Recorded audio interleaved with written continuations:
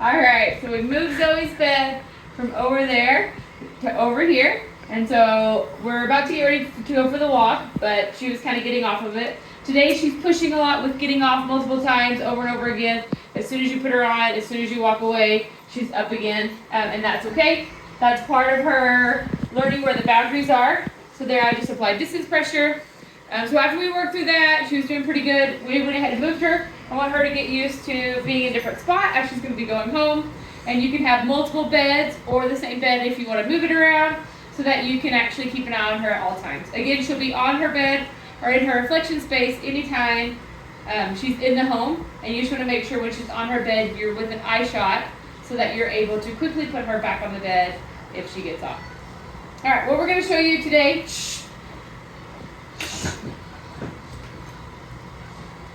is how to put on the leash. So normally when you find a leash, it's wadded up something like this on the floor or in a basket or something. You're going to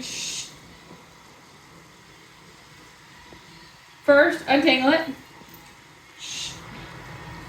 You're going to find the handle. The handle is the long black plastic piece with the loop. At the other end, there is this black button that you can push and move up and down the leash. I call this the keeper. It allows the leash itself to only get so big. So if I want it to be in a slip lead mode, it can always get tighter, but it can never get looser than where that keeper is. If I open it up, I can see it's a nice big slip lead. Can only get so big. At this end, there's the black safety and a figure 8. If I grab the leash that's in front of that figure 8 and pop it up, this is what's going to go over the nose. This metal ring is going to be right in between her 2 ears, above her head, very close to the top of the head. And then this piece is going to go over the nose. To put it on, I like to make it extra big so that I'm not having to try to squeeze her nose into it. I'm going to go over her head and over her nose. And then I'm going to cinch it down.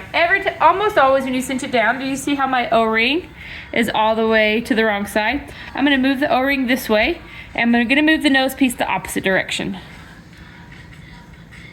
And then it will be right where I want it to be. I'm going to take that keeper, I'm going to push the button, and I'm going to put it down. So when I lift up that weight of an apple, I have 1 to 2 inches. And then I'm going to look at her face. I'm going to go, oh, I messed up her hair. It's all in her eyes. And because she's that sheepadoodle, I just want to part that hair so it's not poking her in her eyeballs.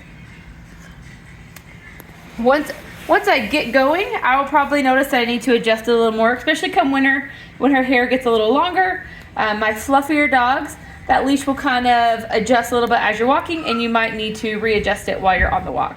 And so now we're ready for our walk. We forgot the safety. Oh, thank you. And don't forget about the safety. Scott just reminded me. I'm going to take the safety and I'm going to attach it to the collar.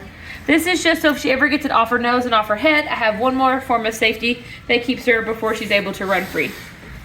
To get her off her bed, I'm going to give that nice little tug that says you may now get off your bed.